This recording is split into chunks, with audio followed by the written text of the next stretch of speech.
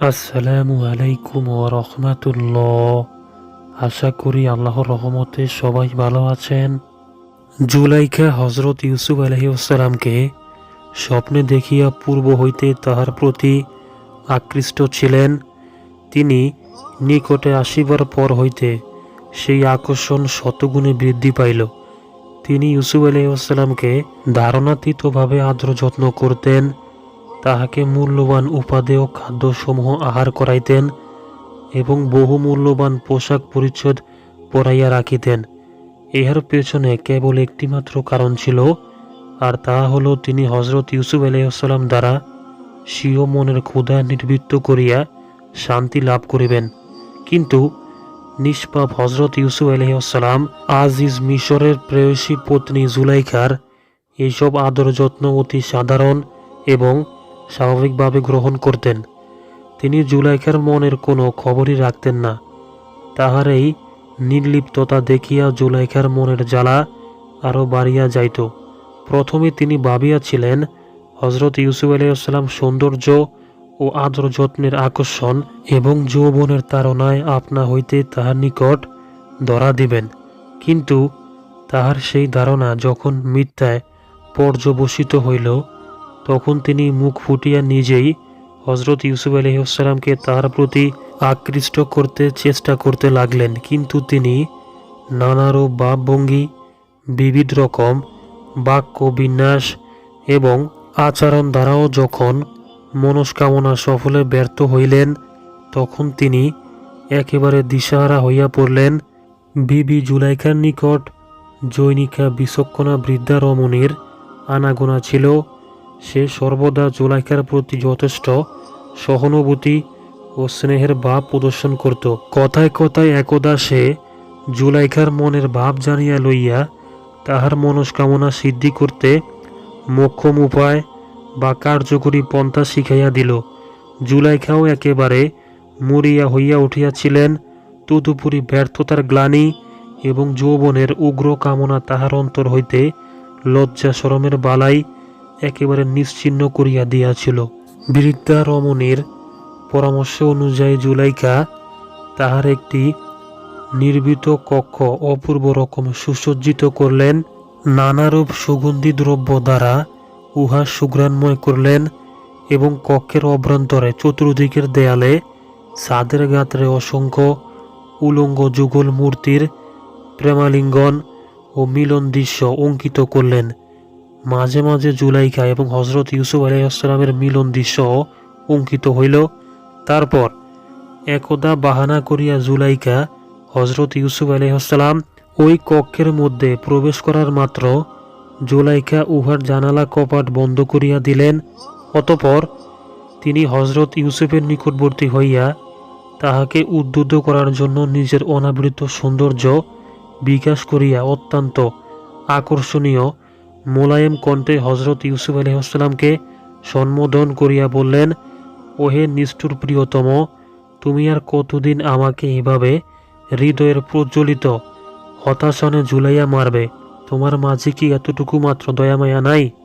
হৃদয়ে বলিয়া কোনো বস্তু কি আল্লাহ তোমাকে প্রদান করেন নাই?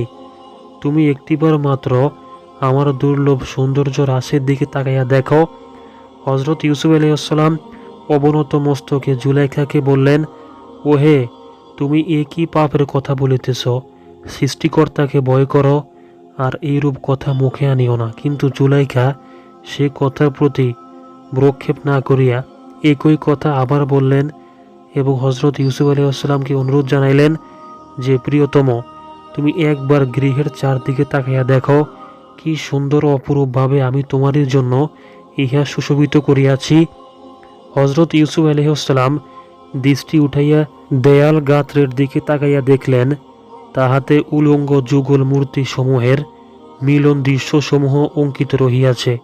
সেই পাপ ও অশ্লীল দৃশ্য দেখিয়া বিগত যৌবন বৃদ্ধের হৃদয়েও কুবাসনা সৃষ্টি হইয়া থাকে।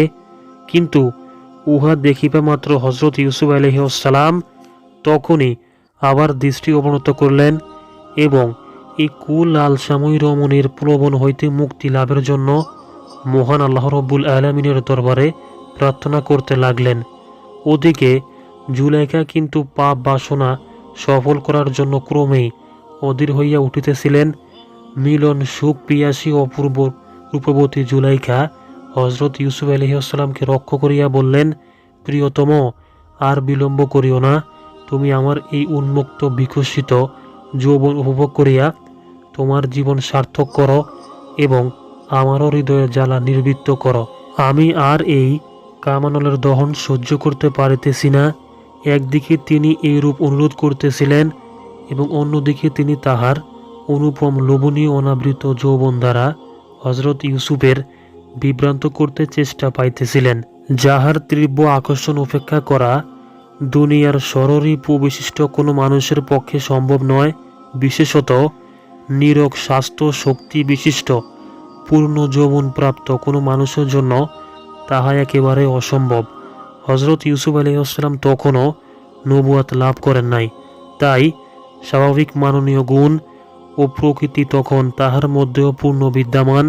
সুতরাং এইরূপ প্রবল লালসা প্রদর্শন এবং উহার দ্বারা হজরত ইউসুফ আলাইহিসসালামকে বশীভূত করার প্রয়াস সম্পর্কে উলামায়ে কেরাম দ্বিমত পোষণ করিয়া থাকেন। কোনো কোনো ব্যক্তি ঘটনার বর্ণনা ব্যাখ্যা করিয়া গিয়া বলেন যে, শেষ পর্যন্ত তিনি তাহার অবিচলতাকে প্রায় ক্ষুণ্ণ করিবার উপক্রম করিয়াছিলেন, তবে হঠাৎ তাহার মনে আল্লাহর ভয়ের প্রাবল্য দেখা দেওয়ায় তিনি আত্মসম্বরণে সক্ষম হইয়াছিলেন। কিন্তু অন্য পক্ষ বলেন যে হজরত ইউসুফ আলাইহিসসালাম কোনো অবস্থাতেই জুলাইখার প্রতি প্রলুব্ধ হন নাই, বরং জুলাইখা যখন তাহাকে প্রশ্ন করলেন যে, প্রিয়তম, বলতো কিসে তোমাকে এই পথে বাধা দান করতেছে, হজরত ইউসুফ আলাইহিসসালাম জবাব দিলেন, দুইটি বস্তু আমাকে প্রবলভাবে বাধা দান করিতেছে।